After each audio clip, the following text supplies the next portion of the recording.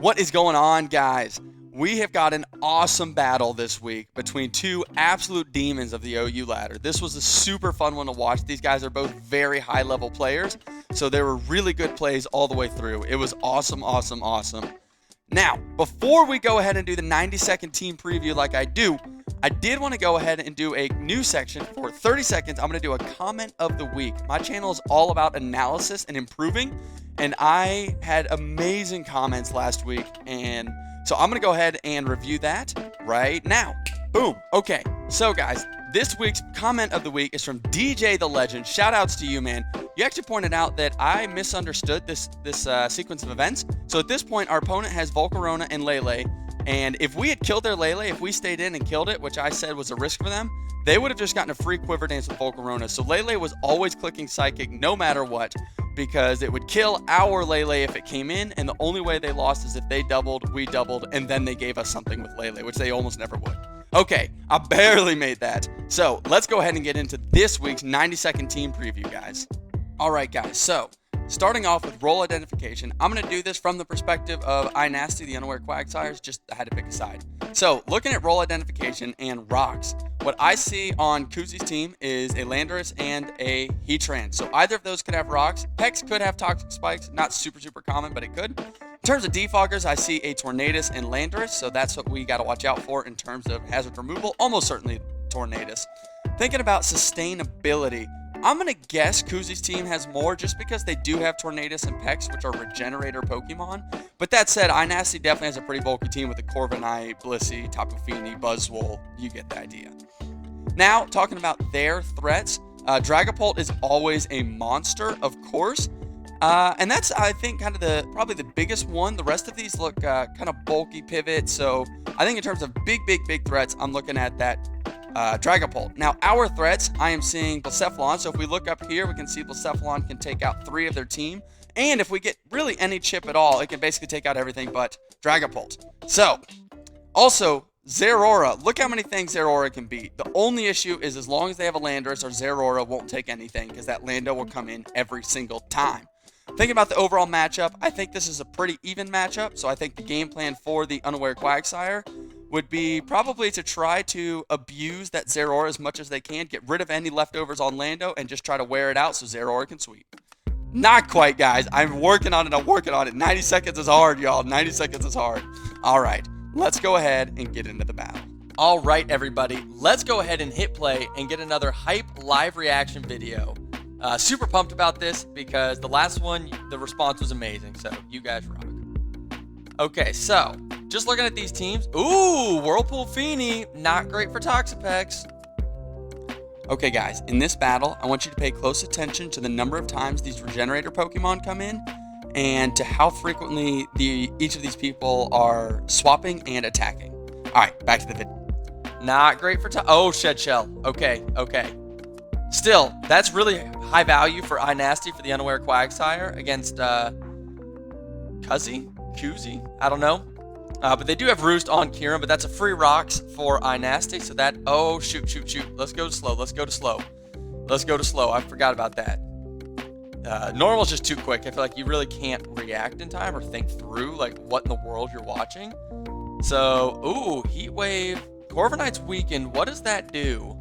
Corviknight was a really good answer for... no, Buzzwole's a great answer for Landers too. I guess Corviknight's not especially... So you guys, what just happened? We got rocks up, and we pivoted with the Corviknight in order to get in on Zeraora. Now, remember what I was saying in the beginning about how Zeraora is really only stopped by that Landorus up there. So Zeraora really wants to be able to chip that down. This puts Tornadus in a spot of, do I defog so that we don't have that rocks to do a constant chip? Or do we attack and try to do or do we swap, and try to get Landorus in? Either way, knockoff is no drawback from Zeraora. And that's exactly what they did. They got rid of the boots on this Tornadus, making it much weaker to those stealth rocks, which is going to really hamper its ability to use Regenerator if we can get those stealth rocks back up. Also, I love that I keep saying we, even though, again, I have no interest in either. Neither of these are my team. I have no bias or whatever. But for whatever reason, I chose to use the Unaware Quagsires. That's who I'm analyzing from. But But yeah, pay close attention to Zero Aura and the value it's trying to get. And remember what I said in that 90-second preview about trying to get rid of leftovers and just do as much chip as we can on Landorus in order to free up that Zero Aura to absolutely eat this whole team alive. High value in this, so it's okay to weaken it for the sake of position. So I guess that makes sense. We will see what Zero Aura does. Surely they know Lando's coming in. Exactly. Lando walls Zero Aura hard. But if you get a knockoff, you can start to force that repeated chip into Landorus. I think U-turn's best here, yes. Because you don't want to let Corviknight get its HP back for free. Because Corviknight can be used against that Landorus. But other than that, I'm not seeing a ton of value out of Corviknight. It's within Heat Wave range now. Really all I'm seeing is maybe pressure stall a Kyurem or do some stuff against Toxapex. So they do go ahead and trap this Heatran. What is Heatran a problem for? If you can chip this Heatran, that is super good for the Blacephalon. By getting some serious chip on it, Shadow Ball becomes absolutely demonic. Oh, that is rough. That is rough. You do hate to see that. That is seriously rough. Because they probably just need the one. It's probably, right, Specs, because you already got a Zero Aura, so no way you're running Scarf, I would think. So you're probably Specs Blacephalon. I don't know why I feel like I'm almost tacitly pulling for the Unaware Quagsire, even though I have no investment in, who wins and who doesn't. But I did interview with them. Their manager was fun to talk to. He was a pretty nice dude, so. Okay, you guys. So a lot just happened. Both of them evaluated and decided that it was worth staying in and giving up a ton of HP on their Pokemon to damage the thing that was in front of them. So Heatran said, you know what, I'm just going to eat this stuff and we're just going to go for it. And Tapu Fini said, I'm going to try and get this Heatran out. So what happened here? So I think by reducing Heatran, you guys may have noticed I dropped the Heatran into the, doesn't quite go that far. I dropped the Heatran into the Blacephalon's able to come in because that Heatran cannot wall Blacephalon anymore. But what happens now that Tapu Fini is gone? I think one of the key things that does is it massively frees up the Dragapult's Draco Meteor. Dragapult is kind of really difficult when you have both a Blissey and a Fairy type, because while it really wants to click Draco Meteor because you don't want to Shadow Ball on a Blissey, that's going to be immune, or that's going to not affect the Fairy types. So, this frees up the Dragapult for the Kabeni Car Crashers quite a bit. Which is more valuable? I don't know. I want you guys tell me, and you might end up in the comment of the week next week. Also, if you guys are enjoying this style and you want to help me out, hit the like button. I would super appreciate it. And one more side note, a ton of you have been reaching out to me on Discord and basically saying that you really like my content and this is awesome, make more of it, which thank you so much. That means the world. I was literally on cloud 9 when I released this last video last Monday. So thank you guys. You guys rock. But go ahead and hit copy and paste into the comments section in YouTube so that YouTube knows how much you loved it and will promote me even more, because that will help me out a ton as well. Okay. I know I'm not supposed to say that in the middle of the battle, but I just wanted to say it. Thank you guys so much. Y'all rock. I'm going to keep doing this stuff for y'all. Let's get back at it. So I guess for that reason, I'm kind of interested in him. But the Kabeni Car Crashers actually bid quite a bit on me, so maybe I should be cheering for them. Maybe it doesn't really matter since I'm on the Phantom Troop, but you get what I'm saying. And I think that's Scarf? No. Oh, it's a Spadef Toxapex. That's what it is. It's a Spadef Toxapex. Is that AV Torn? It's definitely Specs Toxapex, or Specs Blacephalon. So it must be Spadef Pex. I feel like it should have done more than that as a Specs Blacep. But maybe I'm just off. So this is what another. Oh no, they doubled. Okay, duh. So Buzzwole. Yep, just get in position. Rocky Helmet. Ooh, that's pretty big. That's pretty big for Zero Aura, because Zero Aura is a monster if you lose that Landorus. Oh, that was disgusting. As was that. Okay, so that was actually kind of crazy, but I wanted to break this down because this is actually a huge turn, but I don't even know for who. So if you look at it, Buzzwole's only really got one purpose, right? So it's losing your Kyurem for a Buzzwole, I 100% understand why iNasty was I'm going to let him hit me and I'm going to take out his Kyurem, because Kyurem is more valuable for the opponent than Buzzwole is for me. Buzzwole only beats this Landorus. But it's kind of interesting because from the Kabeni Car Crasher's perspective, Corviknight's already weakened and Buzzwole is one of the best answers for that Landorus. So by essentially taking out the Buzzwole, you're weakening the win condition for Zero Aura kind of tacitly, on the side. It's Zero Aura himself is not weakened, but you've taken a lot of value from the things that beat what beats Zeraora. So this is a really interesting turn. And again, I don't know what is better. Leave a comment to let us know what you guys think. And again, you could end up in the comment of the week. As was that. Wow. Because at this point they knew, right? Because we had already seen. No, I'm thinking of a different game. I lied. Yep, so constantly looking to keep position for the Kobeni Car Crashers, which is pretty strong. I mean, you really don't want that Zeraora getting free moves off because this Landorus, ooh, that's huge. Now Zeraora will have a timer on it, and Corviknight is unlikely to be able to defog at the HP it's at. That is pretty good for Buzzwole. Oh. Wow. Insane. Justice for the missed nature power, right?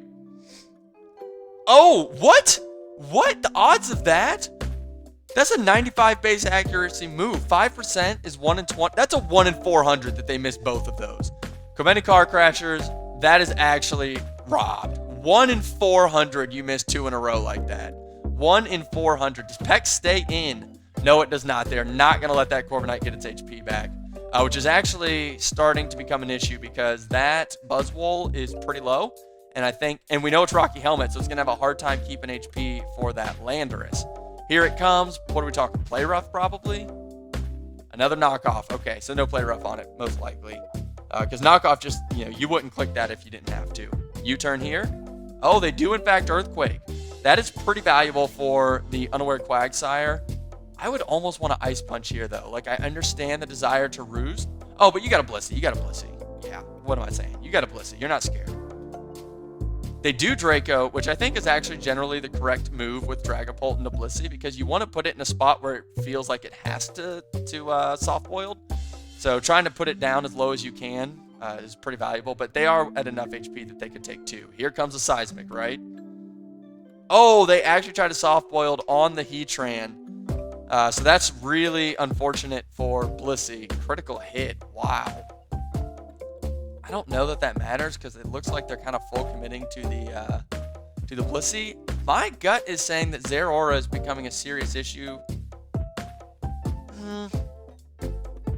I don't know because who do you give up now? I think I give up Blissey. Yep, that's exactly what they do. So see, Zeraora comes out, but the problem is that, no. Well played to the Kobeni Car Crasher because they just go Landorus for free. I was going to say you probably need to double to Blacephalon. That is the only way you're getting the value, but they know that well played by the Kobeni Car Crashers. I already know that was a huge play because Heatran wasn't doing anything for you, and it lets you see what they're going to do, and now you just get Dragapult right back in and take another Mon. And since the Kobeni Car Crashers have one more Pokemon, they can do this constant trade. So huge play. Giving up the Blacephalon, interesting. I guess looking to wall with Buzzwole and get as much value as they can out of that Zeraora. Do you double here or not? So they actually stay in, so they're going to go ahead and take it out. I knew it was AV Torn. Look at me. Look at me, guys. Wait, never mind. It lost Boots. Wow, it really didn't take that much from... I might be confusing stuff. I thought it got hit by a Blacephalon earlier. Oh, wow. Okay. Yep, that's exactly what they needed. Well played to the Kobeni Car Crashers. Right, but it, literally... Yeah, exactly. Because what's Buzzwole going to do to this thing? You can Thunder Punch if you want. You need, Parahacks, and they're not going to get it. So that's another Toxic. That's exactly what I was thinking. Okay, guys, this is definitely looking a bit rough for the Unaware Quagsire. But I did want to really point out, notice how they have actually worked themselves into an endgame where they are not just outright defeated. The Unaware Quagsire have ensured that they have something for everything that's left. That Zeraora can beat the Pex and the Dragapult, and they still have a healthy Buzzwole because the Kobeni Car Crasher allowed it to get a Roost off earlier so that it can take out the Landorus. But on the flip side, the Kobeni Car Crasher used their Toxapex beautifully to make sure that that thing got toxic so it could not just sit there and do whatever it wanted and wall at the end of the game. Now, I think what's really cool too is you'll notice that the Unaware Quagsire doubled here. They went into, or not here last turn, I guess. They doubled into the Buzzwole. So why did they do that? The Unaware Quagsire knew that while they had something for everything, they needed to be aggressive and not allow the Kobeni Car Crasher's momentum. They could not afford for Landorus to come in on their Zeraora. So they went hard Buzzwole to attempt to keep the momentum, because the way they could win this was by playing aggressively to get back value since they lost a little bit, and that Dragapult was becoming a monster because of the fact that there was nothing left on his team, the Unaware Quagsire's team, to stop Draco. So I think this is just, they've played this endgame beautifully, and it's not over, guys. Like, it's not over. You got to see, because the Unaware Quagsire are playing more aggressively now, trying to get it back, and they're playing for that win condition. But I will say the Commanding Car Crasher in a very, very good spot now that they're both toxic. Wow, I'm really excited to see the statistics on this video. I'm going to do another breakdown like I've been doing. I think we'll see some really interesting stuff. I think this was a great battle by both. I do think the Commanding Car Crashers are going to take this one, because here comes the demon himself, Dragapult, and you have enough HP on your Landorus to do what needs to be done. Very well played. This was a close game. This was hype. This was super hype. Oh man, this was awesome. There go the specs. But the king of OU himself, the Landorus, coming on out with 45%, which is going to be too much for any Zeraora. So, well played to the Commanding Car Crashers. Alrighty, you guys, if you enjoyed this battle, go ahead and hit the like button. I'd super appreciate it. Also, be on the lookout this Wednesday at 10 a.m. for the follow-up, a bonus episode I'm posting this week, for the statistics for this battle. Brand new statistics. Only I have ever done these. It's brand new. I put in a ton of work on them. I know you guys will appreciate them. In 5 minutes or less, I will explain this battle using statistics. If you want to know a little more about my channel, if you guys enjoyed this and just want to know a little more about my vibe, you can definitely go check this out here, where it talks about what my focus is and what my passion is for Pokemon YouTube. And if you want another battle like this one with this kind of style of interactive analysis, go ahead and check this battle out right here. You guys will not regret it. Also, my head is definitely cut off right now. Got to work on that. Alrighty, you guys. My name is Jack. Stage name Ninjak. And I'll see y'all out.